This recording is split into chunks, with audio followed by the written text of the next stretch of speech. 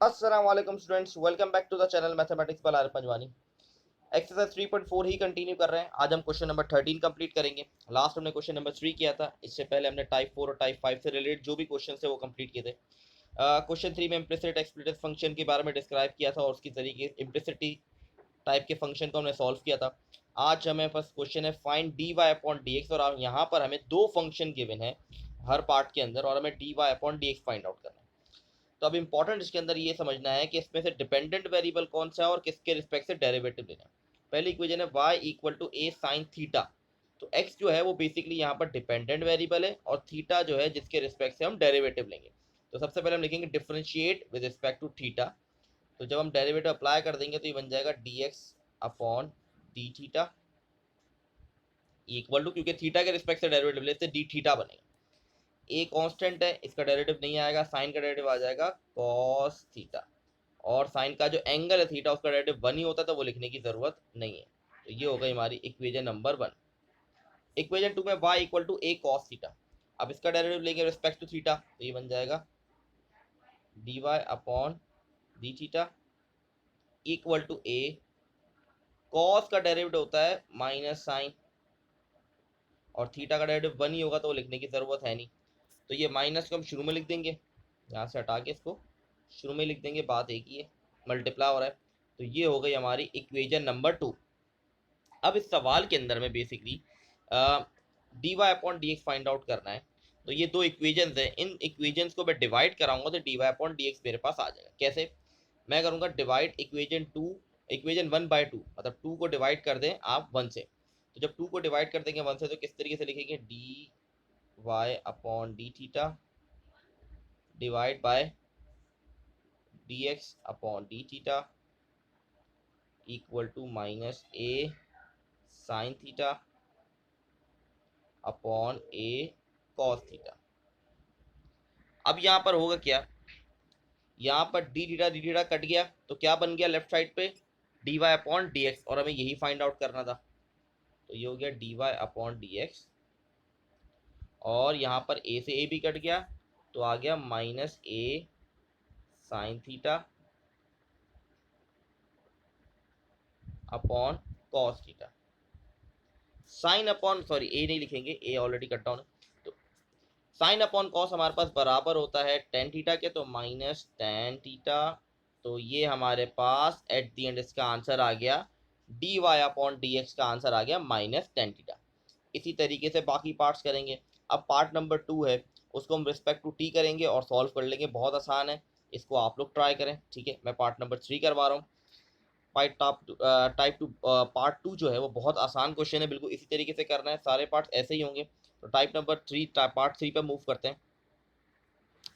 Part 3 जो है हमारे पास, उसमें x equal to a one minus two square upon one plus T square, y equal to b t upon one plus T square, और यहाँ बता दिया गया है कि a और b जो है हमारे पास वो कांस्टेंट है।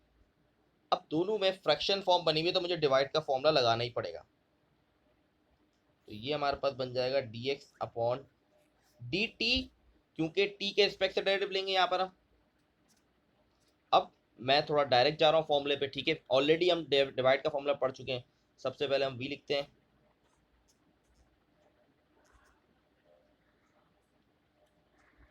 सबसे पहले हमने लिख दिया v। इसके बाद हमारे पास डिफ्रेंसिएशन हम करते हैं u की, तो a का डिफ्रेंसिएशन नहीं होगी, और वन माइनस टी स्क्वायर की डिफ्रेंशिएशन माइनस टू टी आ जाएगा हमारे पास, माइनस फिर हमारे पास a one minus T square, फिर one plus T square differentiation two T आ जाएगा हमारे पास, और फ्रैक्शन में वैल्यू हमारे पास सेम रहेगी, और इस पे स्क्वायर लगा दे क्योंकि वी स्क्वायर फॉर्मूले में होता है। अब इसको और सिंप्लीफाई कर लेते हैं, D x upon D T. अब ये माइनस का टू टी ए है क्योंकि ए भी मल्टीप्लाई हो रहा है, इसको मल्टीप्लाई कर देंगे ब्रैकेट के साथ तो ये बन जाएगा minus two A T minus two A T cube, क्योंकि यहाँ पावर स्क्वायर और यहाँ वन पावर है तो क्यूब हो गया। इसी तरीके से यहाँ पर भी सेम चीज़ होगी, ये ए और ये टू टी ये अंदर जाके मल्टीप्लाई हो जाएंगे, क्योंकि बाहर माइनस भी है, इसका भी ध्यान रखना है, ये माइनस भी जाके मल्टीप्लाई होगा अंदर। तो ये हो जाएगा हमारे पास -280 प्लस 2 क्यूब, फ्रैक्शन में सेम रहेगी वैल्यू 1 प्लस टी का होल स्क्वायर। अब जो जो कटिंग हो सकती है कटिंग करने की कोशिश करेंगे, जैसे कि ये आपस में कट डाउन हो गए, ये दोनों आपस में सॉल्व होके बन जाएंगे -480। तो dx अपॉन dt की वैल्यू हमारे पास आ जाएगी -480 डिवाइड बाय 1 प्लस टी का 1 प्लस टी स्क्वायर, यहाँ पे स्क्वायर है, मैं यहाँ अंदर स्क्वायर लगाना भूल गया, 1 प्लस टी स्क्वायर का होल स्क्वायर। तो ये हमारे पास आ गया, पहली इक्वेशन आ गई जिसको हमने सिंप्लीफाई किया। अब सेकंड इक्वेशन को भी करेंगे। सेकंड इक्वेशन हमारे पास 2bt upon 1 plus T square है, इसके अंदर b कांस्टेंट है, इसमें भी डिवाइड का फॉर्मूला लगेगा, तो डिवाइड का फॉर्मूला लगाते हैं। सबसे पहले हम क्या करेंगे, यहाँ पर डिवाइड का फॉर्मूला लगा देंगे, तो ये बन जाएगा हमारे पास dy अपॉन dt।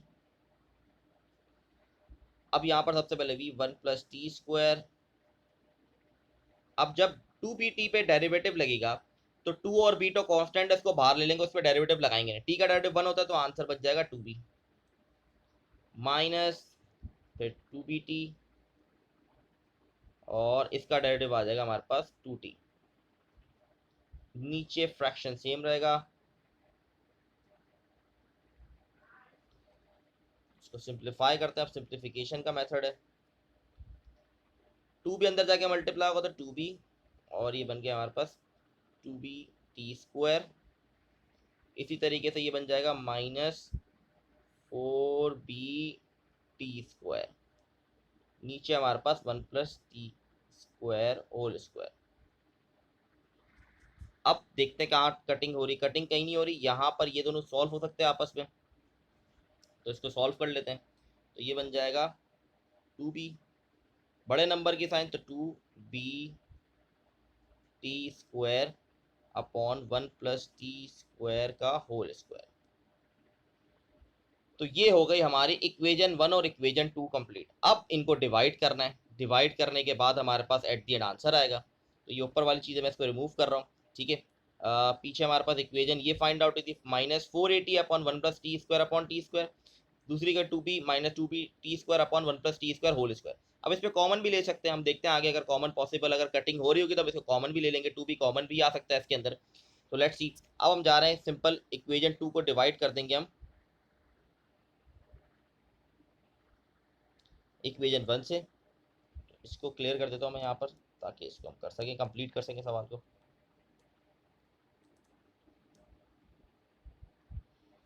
अब यहाँ पर हम लिखेंगे डिवाइड इक्वेशन 2/1, तो ये हमारे पास आ जाएगा, इसी वाली साइड हमारे पास बन जाएगी dy अपॉन dt, और नीचे आ जाएगा dx upon dt equal to 2b minus 2b t square upon 1 plus T square whole square divided by, divide में हमारे पास पीछे जो वैल्यू थी वो है -480 upon 1 plus T square, -480 upon 1 plus T square का होल स्क्वायर। तो यहाँ पर सिंपली ये दोनों आपस में कट डाउन हो जाएंगे, ये क्लियरली कट गए, ठीक है। अब जितना कॉमन ले सकते हैं लेने की कोशिश करेंगे, तो यहाँ पर हमारे पास बच जाएगा 2b कॉमन ले लिया तो अंदर बच गया 1 माइनस टी स्क्वायर, और नीचे -480।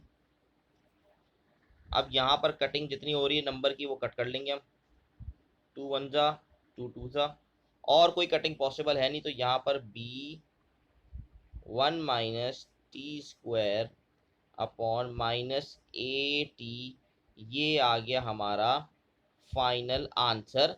तो ये हो गया हमारा पार्ट नंबर 3 भी डन। पार्ट नंबर 4 बिल्कुल इसी तरीके से करना है, कोई मसला नहीं। आपने ए कांस्टेंट थीटा का, थीटा जो है यहाँ पर विद रिस्पेक्ट टू थीटा आप सॉल्व करेंगे तो बहुत आराम से सॉल्व हो जाएगा। आई होप आप लोगों की चीज़ें क्लियर होंगी। नेक्स्ट वीडियो के अंदर नेक्स्ट पार्ट में मूव करेंगे, तब तक के लिए अल्लाह हाफिज़।